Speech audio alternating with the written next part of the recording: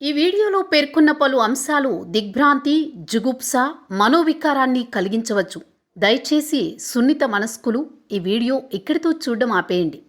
కాలక్షేపం కోసం కాకుండా సమాజాన్ని మంచి దారిలో నడిపించాలి అనుకునేవారే ఈ వీడియో చూడండి. మనిషి యంత్రాలను వాడడంతో మొదట పారిశ్రామిక యుగం మొదలైంది. ఈ 250 ఏళ్లలో మానవ జనాభా 10 రెట్లు పెరిగింది. సొంతంగా నేర్చుకునే యంత్రాలు అంటే కృత్రిమ మేధ వాడకంతో ఇప్పుడు 4వ పారిశ్రామిక యుగం మొదలైంది. మనుషుల అవసరం లేకుండా అనేక పనులు కృత్రిమ మేధ చేసేస్తుంది. దీనివల్ల నిరుద్యోగ యువత పెరిగిపోతుంది. ఈ ట్రెండ్ ఇప్పటికే మొదలైంది. నేడు ఐఐటీలలో చదువుకున్న వారికి క్యాంపస్ ప్లేస్మెంట్ దొరకని స్థితి. మరొక పక్క అమెరికాకు పోయిన మనోళ్లలో కొంతమంది ఇటీవల ఉద్యోగాలను కోల్పోయి అక్కడి నుంచే ఇండియాలో స్టార్టప్లకు ఫ్రీలాన్స్ సర్వీసులను అందిస్తున్నారు.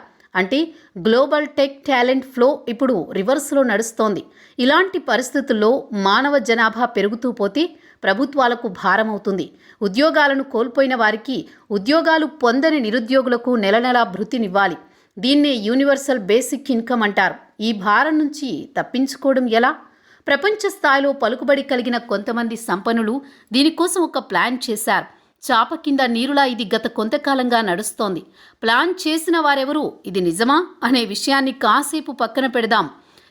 కింది పరిణామాలు మీ చుట్టూరా, ముఖ్యంగా మెట్రో నగరాల్లో జరుగుతున్నాయా లేదా అని చెక్ చేయండి.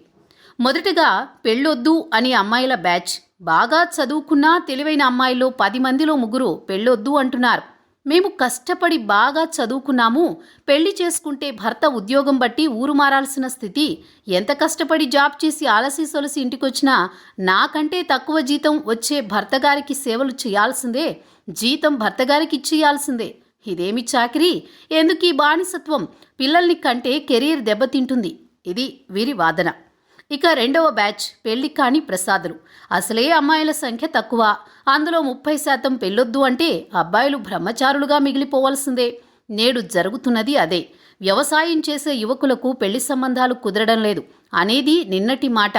దాన్ని దాటి నేడు ప్రభుత్వ ఉద్యోగాలు చేసేవారికి, చిన్న చిన్న ప్రైవేట్ ఉద్యోగాలు చేసేవారికి కూడా పెళ్లి కాని పరిస్థితి. ఇక మూడో రకం లివ్ ఇన్ రిలేషన్షిప్. కాలేజీలో ఉన్నప్పుడే కాపురాలు పెట్టేస్తున్నారు. అమ్మాయి అబ్బాయి భార్యాభర్తలా కలిసి ఉంటారు. వీరి మధ్య లైంగిక చర్య జరుగుతుంది, కానీ చట్టసమ్మతమైన వివాహం కాదు. పెద్దలకు తెలియదు కాబట్టి పిల్లల్ని కనరు. లివిన్లో 1-2 ఏళ్లు గడిపిన వారు ఫైనల్గా పెళ్లి చేసుకుంటున్నారా? 50% దాకా లివిన్ సహచరులు అటుపై విడిపోతున్నారు. ఒకరికి ఒకరంటే పొసగకపోవడం, వేరువేరు ప్రాంతాల్లో ఉద్యోగాలు రావడం, ఒకరంటే ఒకరికి బోర్ కొట్టడం లాంటివి విడిపోవడానికి కారణాలు. ఇక 4వ రకం డింక్ కపుల్స్. అంటే డబుల్ ఇన్కమ్ వస్తున్నా నో కిడ్స్ అనే జంటలు. మేమిద్దరం ఉద్యోగం చేస్తున్నాం, లైఫ్ను బాగా ఎంజాయ్ చేస్తాం. పిల్లలంటే మెడకు గుదివారం, గర్భం ధరించడం, అటుపై పిల్లల్ని కనడం, వారిని పెంచి పెద్ద చేయడం, శ్రమతో ఖర్చుతో కూడుకున్న వ్యవహారం. గర్భస్థ దశలో కాన్పు సమయంలో బోలెడంత ఆసుపత్రి ఖర్చులు. అందం దెబ్బతింటుంది. అటుపై తనని అందరూ ఆంటీ అని పిలిచే ప్రమాదం ఉంది. పిల్లల పెంపకం కోసం ఆఫీస్కు సెలవులు పెట్టాల్సి వస్తుంది. దీనివల్ల జీతం కట్ అవుతుంది. పదోన్నతి అవకాశాలు తగ్గుతాయి. పిల్లలకు చదువులకు బోలెడంత ఖర్చు పెట్టాలి. ఇంత చేస్తే వారు పెద్దయ్యాక మా దగ్గర ఉండి మా ఆలనా పాలన చూసుకుంటారని గ్యారంటీ లేదు. కాబట్టి పిల్లలొద్దు, కావాలంటే కుక్క పిల్లల్ని పెంచుకుంటాం. వృద్ధాప్యంలో, అనారోగ్యం సమయంలో అండగా ఉండేందుకు బీమా పథకాలు ఎలాగో ఉన్నాయి.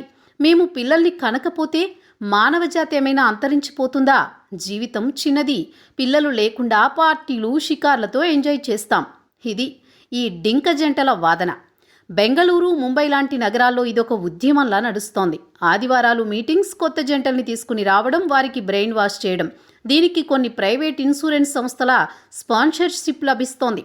వారికి ఇలాంటి వారు చక్కటి మార్కెటింగ్ అవకాశం, ప్రైవేట్ లాభం దేన్ని వదలదు.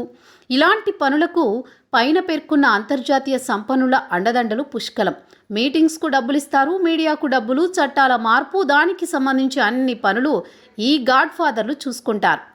ఇక 5వ రకం కపుల్ స్వాపింగ్, కకోల్డ్ జంటలు. ఈ చెత్త గురించి వివరించడం భావ్యం కాదు. పైన పేర్కొన్న అన్ని కేసుల్లో జరిగినట్టే ఈ జంటలో కూడా సంతానోత్పత్తి జరిగే అవకాశం తక్కువ. ఇటీవలి కాలంలో ఈ ధోరణి బాగా ప్రబలుతోంది. 6వ అస్త్రం వ్యాక్సిన్స్. నేను చెప్పడం కాదు, అమెరికా లాంటి దేశాల్లో ప్రముఖ డాక్టర్లే చెబుతున్నారు. కరోనా వాక్సిన్ పుణ్యమాని అవాంఛిత గర్భస్రావాలు బాగా పెరిగిపోయాయి. యువకుల్లో వీర్యకణాల సాంద్రత తగ్గిపోవడం, లైంగిక పటిమ లోపించడం ఎక్కువగా కనిపిస్తోంది. బుద్ధిగా పెళ్లి చేసుకుని పిల్లల్ని కనాలి అనుకునేవారు ఆసుపత్రుల చుట్టూ తిరగాల్సిన పరిస్థితి. మరో దరిద్రం గంజాయి బ్యాచ్. యువతీ యువకుల్లో గంజాయి కొట్టడం, డ్రగ్స్ తీసుకోవడం ఎక్కువైంది. గంజాయి బ్యాచ్ అమ్మాయిలకు జన్యులోపాలున్న పిల్లలు పుడతారు. అలాంటి పిల్లలు చాలా మటుకు అల్పాయుష్కులు. ఏ తీరాలకి పయనం? మన దేశం భిన్న మతాలకు నిలయం. 3 మతాలకు చెందిన యువతీ యువకుల్లో పై ధోరణులు ఎక్కువగా కనిపిస్తున్నాయి. ఒక మతం వారిలో వారి సంప్రదాయ నియమాల మూలంగా ఈ ధోరణులు ఎక్కువ కనబడడం లేదు.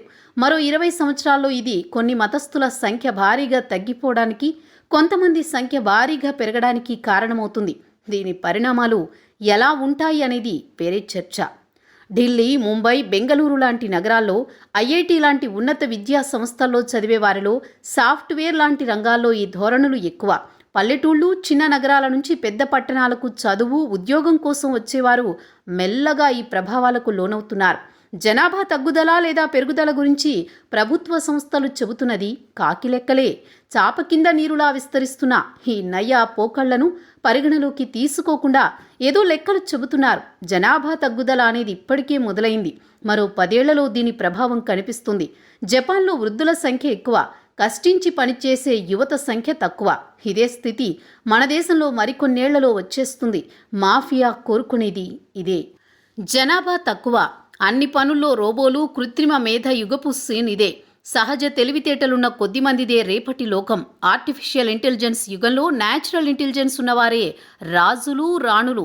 పిల్లల్లో సహజ తెలివితేటలు ఎలా పెంపొందించాలో ఇంకో పోస్టులో వివరిస్తాం. నేను ఉన్నవి లేనివి చెప్పి జనాల్లో ఆందోళన పెంచుతున్నట్టు ఈ వీడియో ఇక్కడి దాకా విన్నాక మీకు అనిపిస్తోందా? ఒక పని చేయండి. మీ సర్కిల్స్లో 20 నుంచి 35 వయసున్న యువతి యువకుల పేర్లు 10ో 25కో సేకరించండి. వారిలో ఎంతమంది పెళ్ళొద్దు అంటున్నారు, పిల్లల్ని ఎంతమంది కనడం లేదో తెలుసుకోండి. లివ్-ఇన్ లెక్కలు వివరాలు మీకు దొరకవు కాబట్టి పెళ్ళి, పిల్లలు కేవలం ఈ వివరాలు సేకరించండి. విషయం అవగతమవుతుంది. దీనికి పరిష్కారం అంటారా? సరైన పెంపకం, చక్కటి చదువులు. చదవేస్తే ఉన్నమతి పోయే మార్కుల, ర్యాంకుల చదువులు కాదు. మీరేమి చేయగలరు? జనాల్లో అవగాహన పెంచండి. చర్చ మొదలు కావాలి. ఈ వీడియోను మీకు తెలిసిన వాళ్ళందరికీ షేర్ చేయండి.